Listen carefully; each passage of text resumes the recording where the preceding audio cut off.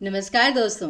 हिंदी के इस वीडियो में आप सभी का बहुत बहुत स्वागत है। जैसा कि आप सभी जानते हैं कि एचपी एलाइड मेंस और आपका नायब तहसीलदार के जो सीरीज़ है वो चल रही है और उसमें हम जहाँ तक हिंदी विषय की बात है तो बहुत सारे वीडियोस रेगुलरली आपके लिए लेकर आ रहे हैं। मंडे, ट्यूसडे, वेंसडे, सोमवार, मंगलवार और बुधवार लगातार तीनों दिन हम आपके लिए बहुत सारे जो अभ्यास प्रश्न हैं वो लेकर आते हैं और हम आशा करते हैं कि वो आप अच्छे से ध्यान से देख भी रहे होंगे। कोई भी आपकी क्वेरी हो आप हमसे कभी भी पूछ सकते हैं। और सोमवार, मंगलवार और बुधवार को तो सिर्फ एक स्पेसिफिक जैसे अलाइड और नायब तहसीलदार के एग्जाम के लिए होता है, लेकिन वैसे आपको अगर व्याकरण के अभ्यास प्रश्न चाहिए, एमसीक्यूज चाहिए, तो उसके लिए पूरे हफ्ते हमारे जो हिंदी के सेशंस हैं वो चलते रहते हैं। तो हम आशा करते हैं कि आप आगे हमारे साथ जुड़े रहेंगे। तो आज का जो सेशन है उसमें बेसिकली क्या है कि ऐसा नहीं कि सिर्फ व्याख्या है, वर्तनी, मुहावरे और व्याख्या तीनों चीज़ें हैं, क्योंकि हम जानते हैं वर्तनी और मुहावरे ये दोनों भी अपने आप में कितने महत्वपूर्ण विषय हैं एग्जाम पॉइंट ऑफ व्यू से। तो ये दोनों भी करेंगे और व्याख्या भी करेंगे। चलिए, तो ज़्यादा समय ना लेते हुए आपका सबसे पहले तो वर्तनी का प्रश्न। वर्तनी क्या होता है? स्पेलिंग्स। तो प्रश्न क्या है कि दिए गए शब्दों की सही वर्तनी लिखिए। अब सही वर्तनी लिखना, अब इसका मतलब ये नहीं है कि आपको जो दिया गया शब्द है वो गलत ही होगा, ऐसा भी कुछ नहीं है। कभी कभी क्या होता है कि स्टूडेंट्स इस ट्रिक में फंस जाते हैं कि टीचर, वो कहता है ना कि जब टीचर मज़े लेने के मूड में हो तो वो कुछ भी कर सकता है। तो आपको थोड़ा सा मतलब विवेक का इस्तेमाल करना है, देखना है कि जो शब्द है वो सही है या नहीं है। सही है तो एज इट इज़ लिखाइए, गलत है तो उसे सही करके लिखाइए। अब जैसे आपका शब्द पहला ही है और सबसे महत्वपूर्ण हिंदी में क्या होता है? उच्चारण। उच्चारण से ही आधे शब्द तो आपको पता चल जाएंगे, चाहे वो शब्द आपने मतलब पहले पढ़ा हो या ना पढ़ा हो, सुना ज़रूर होगा। अब जैसे पहला ही शब्द सुनिए, आर्यव्रत। आर्यव्रत आपने कितनी बार सुना है रामायण वगैरह में, ठीक है ना। और ये कितने सारे ये जो आपके माइथोलॉजिकल सीरियल्स होते हैं, तो ये अब यहाँ पे लिखा क्या हुआ है? आर्यवर्त। आर्यवर्त लिखा हुआ है, जबकि क्या होता है? आर्यव्रत। तो ये चीज़ होती है। उसी प्रकार है तृतीय। अब ये फिर है छीण। अब यहाँ पर एक और छोटी सी चीज़ है, जैसे भी ये तीसरा शब्द है छीण। अब इसमें स्टूडेंट्स कहेंगे कि मैम इसमें हम क्षीण लिखें या छीन लिखें? छीन, जैसे हम कहते हैं कि उसने मेरी चीज़ छीन ली, तो प्लीज़ इतना वो मत करिएगा। अब आपका जो स्तर है तो उसमें आप ये कर सकते हैं, जैसे देखिए क्षीण या स्लैश डाल के छीन। वैसे उसमें भी थोड़ा सा ये प्रॉब्लम रहती है कि एग्जामिनर को लगता है कि आप चालाकी कर रहे हैं, क्योंकि हो सकता है दो शब्दों में से एक की वर्तनी सही हो, एक की गलत, तो फिर गलत वाले को प्रेफरेंस देके आपका वो नंबर काट दिया जाएगा। तो या तो आप ये करिए कि छीण की जगह छीन कर दीजिए, लेकिन ज़्यादा बेहतर क्या रहेगा? क्षीण, क्योंकि क्षीण का मतलब ये होता है कि क्षीण, बहुत क्षीण है वो व्यक्ति। फिर जैसे है प्रविष्ट, और काफ़ी हद तक आप जानते हैं ये शब्द जो है सही है। और केंद्रीयकरण, केंद्रीय होता है, केंद्रीयकरण नहीं होता, केंद्रीकरण होता है। तो अब देखिए इनकी जो सही वर्तनी है, देखिए आर्यव्रत, और इसका उच्चारण कैसे होता है? आर्य। आर्य, आपको पता ना ये जो ऊपर र की मात्रा है ये हमेशा उस वर्ण से पहले आती है। जैसे कि मैंने बोला आर्यव्रत, व्र है, ठीक है ना, र पहले आ रहा है तब बाद में, तो ये त के ऊपर आएगी र की मात्रा। तो ये देखिए आर्या, यहाँ पर भी जो र है वो य से पहले बोला गया है, तो इसलिए आर्याव्रत इस प्रकार लिखा जाएगा। आर्याव्रत नहीं होता, आर्याव्रत होता है। फिर है तृतीय। अब वैसे तो हिंदी कैलेंडर्स में भी कई जगह ऐसे करके लिख दिया जाता है, ठीक है ना, लेकिन ये नहीं होता, तृतीय ऐसे ही लिखा जाता है। त तीन होता है ना, तो त से ये इसी प्रकार आएगा जैसे त्रिलोचन। हमें लगता है कि जैसे त्रिलोचन है उसमें तो त्र का ही प्रयोग होता है, लेकिन नहीं, तृतीय में त के साथ री का स्वर आएगा, री ऋषि वाला। तो ये इसकी सही वर्तनी है। फिर क्षीण का क्षीण। फिर है प्रविष्ट का प्रविष्ट, एज इट इज। मैंने कहा था कि जिस शब्द की वर्तनी सही है उसे एज इट इज लिख दीजिएगा। और लास्ट में है आपका केंद्रीयकरण। केंद्रीयकरण नहीं होता, केंद्रीकरण होता है, ये इसकी सही वर्तनी है। आगे देखिए मुहावरे लोकोक्तियां। ये बहुत महत्वपूर्ण विषय है, क्योंकि इसमें तो बल्कि आपसे केवल अर्थ नहीं पूछा जाता, वाक्य में प्रयोग करके भी पूछा जाता है, तो ये इसलिए और ज़्यादा महत्वपूर्ण हो जाता है। तो ये देखिए आपके पास 6 हैं मुहावरे लोकोक्तियां। जैसे आंसू पी जाना, इंद्र की परी, कुएं में भांग पड़ना, और याद रखिए ये भाग नहीं है, भांग है, जो भांग जो पीते हैं प्रसाद। चौबे जी छब्बे जी बनने गए, दूबे जी रह गए।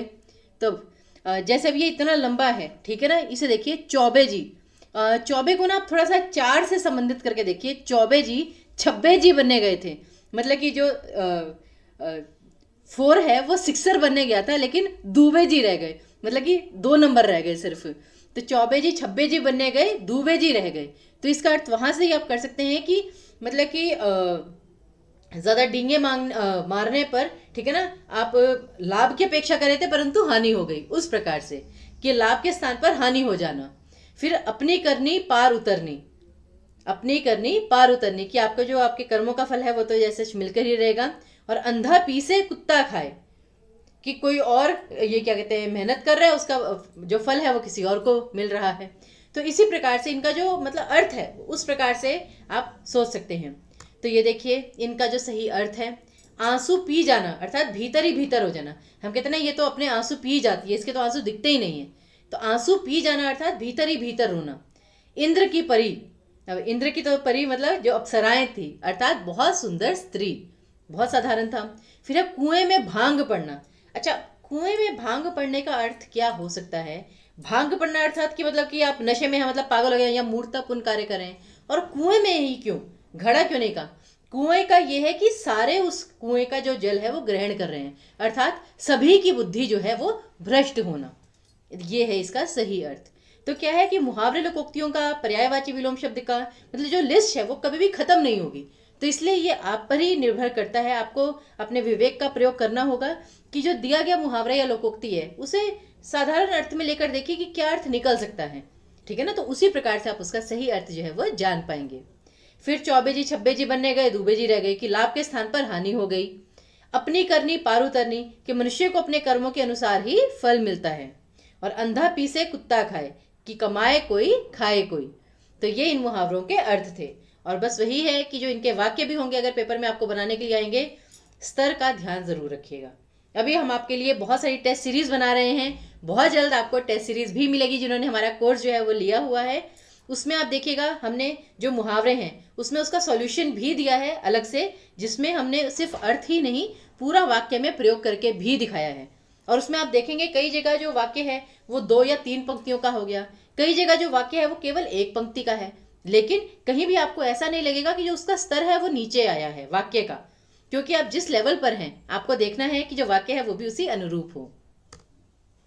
और अंत में आती है आपकी पद्यांश की व्याख्या, क्योंकि क्या है ना कि जो व्याख्या है, अब बाकी व्याकरण के प्रश्न तो मिल जाते हैं, व्याख्या के लिए स्टूडेंट्स जो है वो बुक्स पूछते रहते हैं। लेकिन अगर मैं आपको सच बताऊं तो व्याख्या की मैंने मतलब कि पुस्तकें देखी है और उसकी व्याख्या से जैसे सबका अपना अपना एक दृष्टिकोण होता है, तो मैं उससे बहुत ज़्यादा संतुष्ट नहीं थी। तो इसलिए मैं जैसे आपको ये कहती हूँ कि मैं भी जो व्याख्या बता रही हूँ ऐसे नहीं आपको केवल उसी का अनुसरण करना है। आप देखिए कि आप वो उस कविता को पढ़कर क्या समझ रहे हैं, उसकी व्याख्या लिखिए, हमारे साथ शेयर कीजिए, हम भी आपके साथ शेयर करेंगे कि इसमें मतलब आपने अपना जो दृष्टिकोण है, जो भी आपने दृष्टिकोण रखा है उसके साथ सही तर्क दिए हैं या नहीं दिए। और व्याख्या का अर्थ कदापि ये नहीं होता कि बस जो लिखा है उसे साधारण वाक्य में लिख के आ जाए। कभी कभी स्टूडेंट्स ये करते हैं कि जैसे कुछ तो अच्छा ढूंढ ले, ना मन को तू उदास कर, जो भी पास है तेरे तो उससे ही कमाल कर।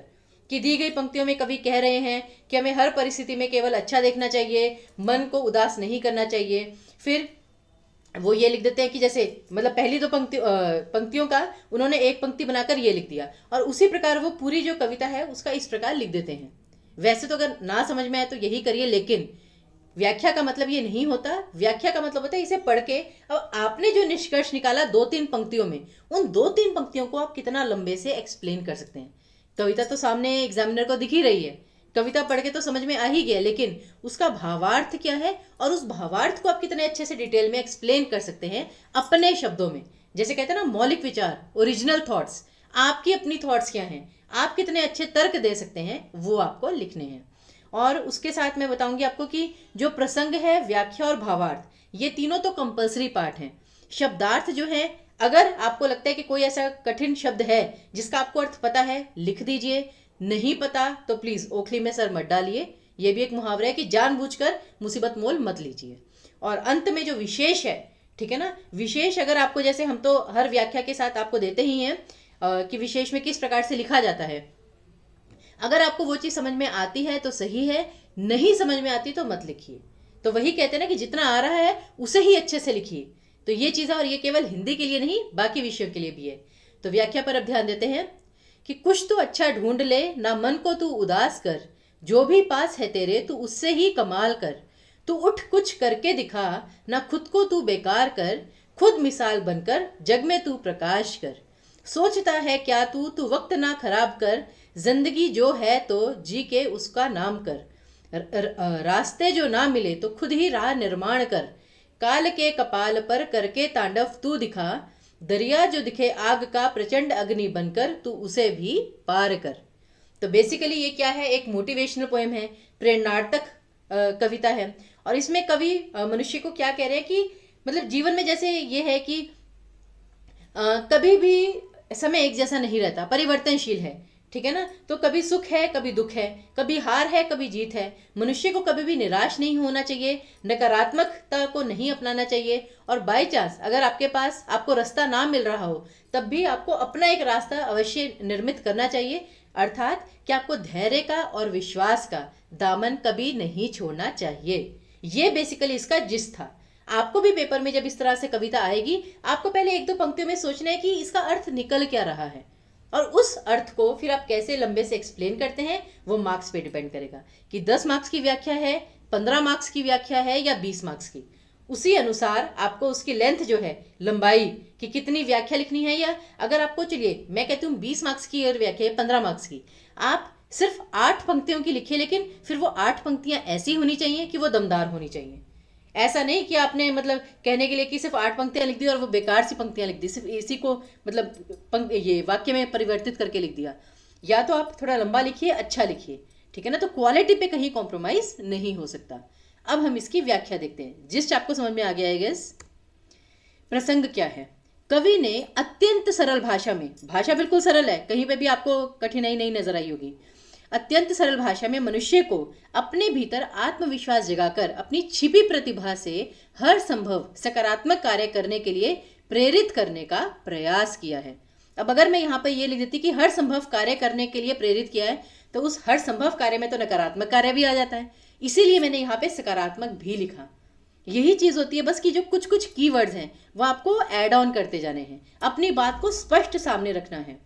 फिर है शब्दार्थ, जैसे काल का अर्थ यहाँ पे मृत्यु नहीं, समय है।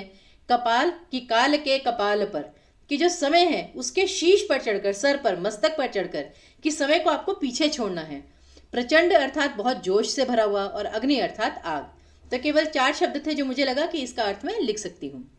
फिर है व्याख्या। अब व्याख्या कैसे की गई है ये देखिए, आप कहीं भी ऐसा नहीं लगेगा कि मैंने बस जो कविता है उसकी पंक्तियों को उठाकर वाक्य में परिवर्तित कर दिया। देखिए कैसे की है।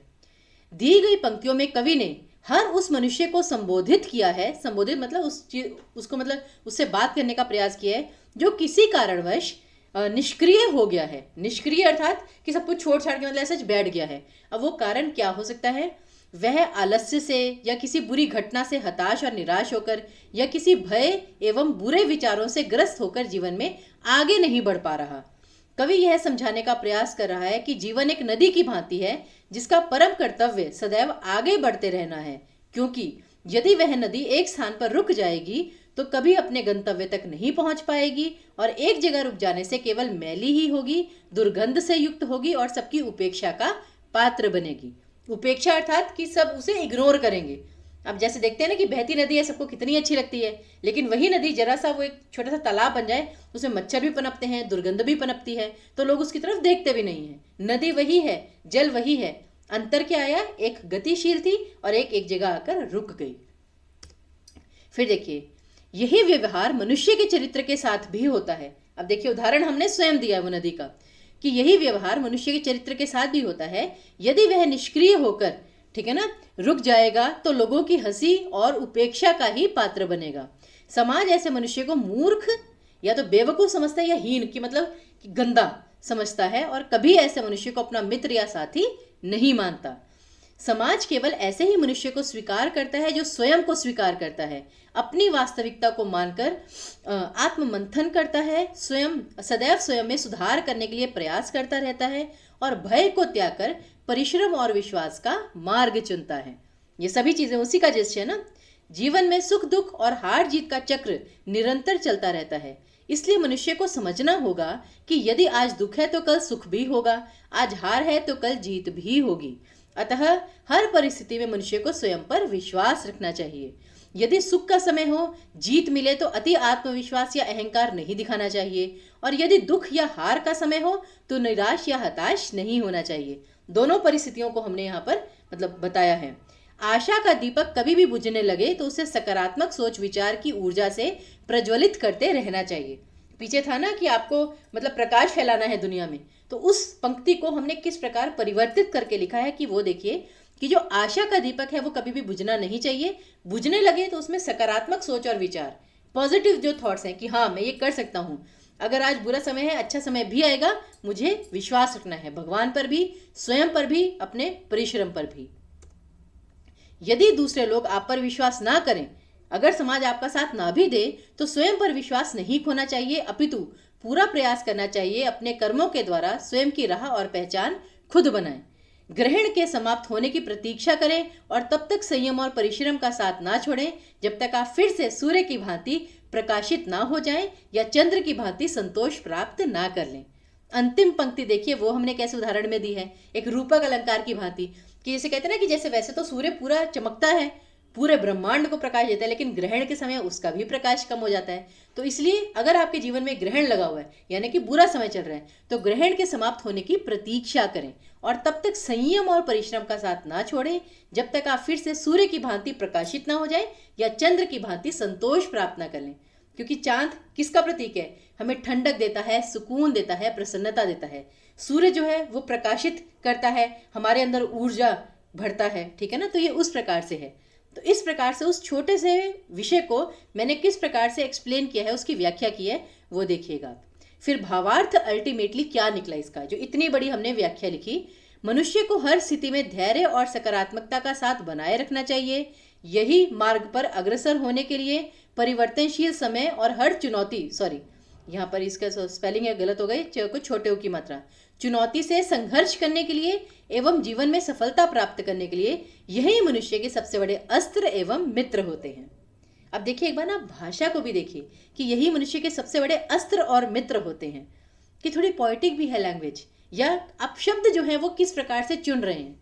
और इसीलिए मैं बार बार कहती हूँ व्याख्या कि आपको लिखकर अभ्यास करना ही होगा, जिससे आपकी जो वोकेबलरी है, आपका जो शब्द है, शब्द भंडार बढ़ेगा, ठीक है ना। तो कभी कभी शब्द पढ़कर ही इतना इंप्रेस हो जाता है एग्जामिनर कि वो कि व्याख्या तो पढ़ता ही पढ़ता है, लेकिन आपका ये भी देखता है कि आपका हिंदी का भी जो स्तर है वो कितना अच्छा है। और विशेष देखिए यहाँ पर हमने क्या लिखा है, सरल और मिश्रित शब्दावली का प्रयोग हुआ है, शैली प्रेरणात्मक है। शैली तो प्रेरणात्मक है, ये मोटिवेशनल है, लेकिन मिश्रित शब्दावली, मिश्रित शब्दावली क्यों है? कहीं पे हिंदी के भी शब्द हैं, कहीं पे संस्कृत के भी शब्द हैं, कहीं पर थोड़े से जैसे उर्दू या आपकी जनरल जो दूसरे विदेशी भाषा के शब्द हैं जो हिंदी में आकर मिल गए हैं वो भी प्रयुक्त हुए हैं। तो सभी मिश्रित शब्दावली का प्रयोग हुआ है।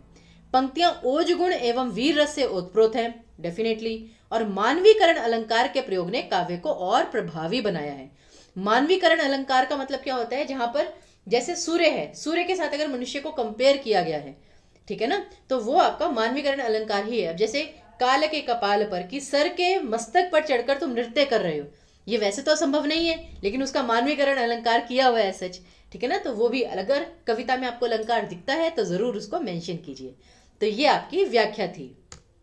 चलिए, तो इसी के साथ हमारा सेशन बहुत ज्यादा लंबा तो नहीं किया, लेकिन मुहावरे, लोकोक्तियां, वर्तनी और व्याख्या तीनों ही महत्वपूर्ण विषय हैं जहां तक नायब तहसीलदार और एलाइड के पेपर की बात है। इस चीज को बहुत ही ध्यान से लीजिएगा, ठीक है ना। बहुत इसके अभ्यास की आपको आवश्यकता होगी। तो मैं यही आशा करूंगी कि आप आगे भी हमारे साथ जुड़े रहें। जिस भी परीक्षा की आप तैयारी करें उसके लिए ऑल द वेरी बेस्ट। अपने स्वास्थ्य का भी ध्यान रखिए। हम आपसे फिर मिलेंगे, तब तक के लिए धन्यवाद।